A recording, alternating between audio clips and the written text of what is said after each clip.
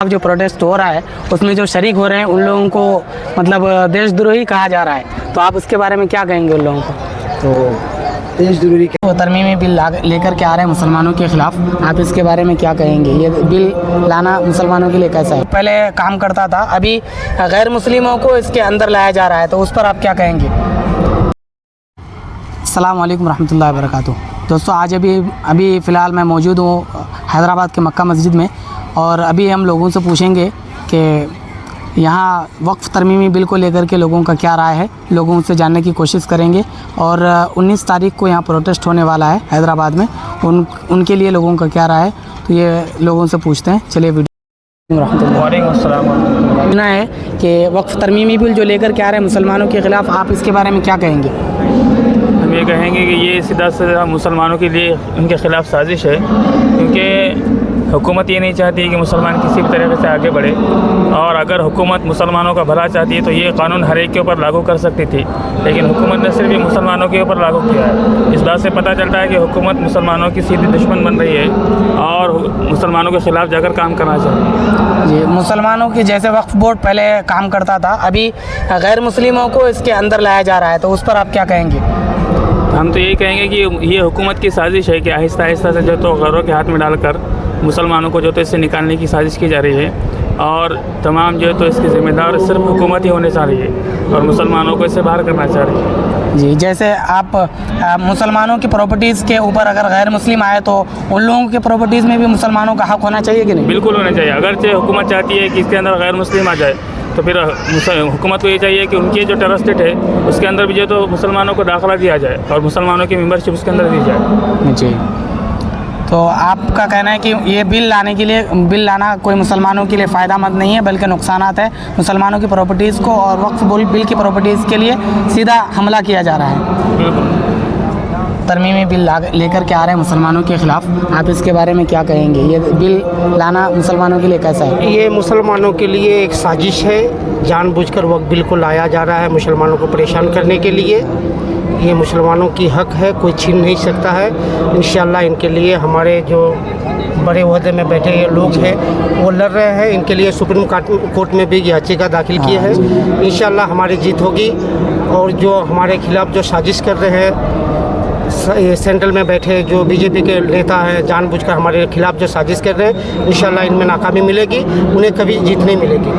अच्छा, और हम इनके लिए जगह जगह पे प्रदर्शन कर रहे हैं, और इंशाअल्लाह हम जब तक इन्हें रद्द नहीं करेंगे तब तक हम लड़ते रहेंगे। तो बहुत सारे लोग बोल रहे हैं कि ये मुसलमानों की गरीबी को दूर करेंगे और कमज़ोर मुसलमानों को मजबूत करने के लिए ये बिल लाया जा रहा है। देखिए, ये वक्फ बिल के बारे में जो कुछ भी बोला जा रहा है बीजेपी की तरफ से, संघियों की तरफ से, ये सोचा समझा साजिश है, एक प्रोपेगेंडा है, और देश के मीडिया पूरे इनके साथ में है।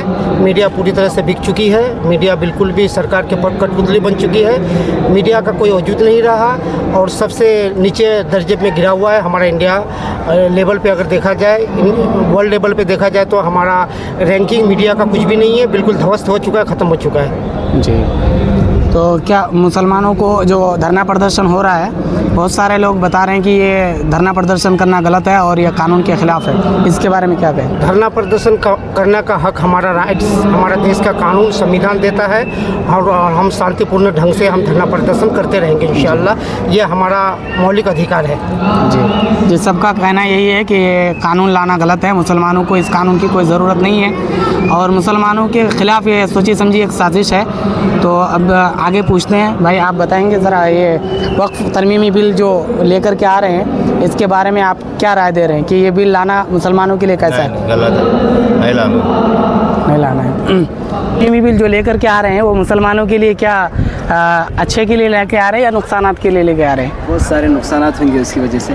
तो मैं ये चाह रहा हूँ कि तमाम अपने जो मुसलमान भाई है अपने अपने घरों से निकलिए, और जो जलसा होने वाला है आइंदा हफ्ते के लिए तो उसमें ज़रूर शिरकत फरमाएँ।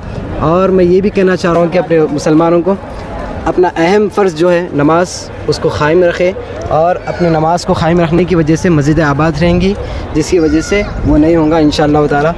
आप सब जने मिलके वहाँ पे तशरीफ़ लाए तो इंशाअल्लाह बहुत आसानी पैदा होगी। बहुत सारे लोग ये कह रहे हैं कि ये जो वक्फ तरमीमी बिल के ख़िलाफ़ जो प्रोटेस्ट हो रहा है उसमें जो शरीक हो रहे हैं उन लोगों को मतलब देशद्रोही कहा जा रहा है। तो आप उसके बारे में क्या कहेंगे उन लोगों को?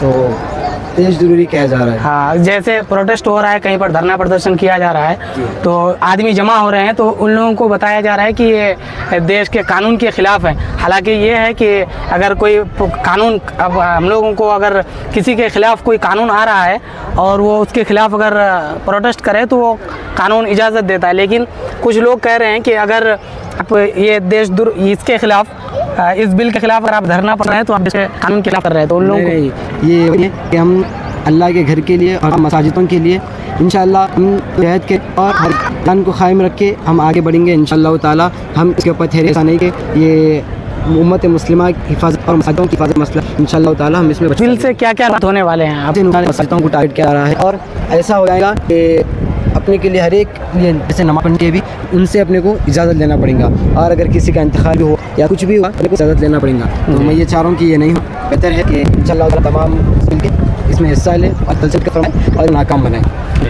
आप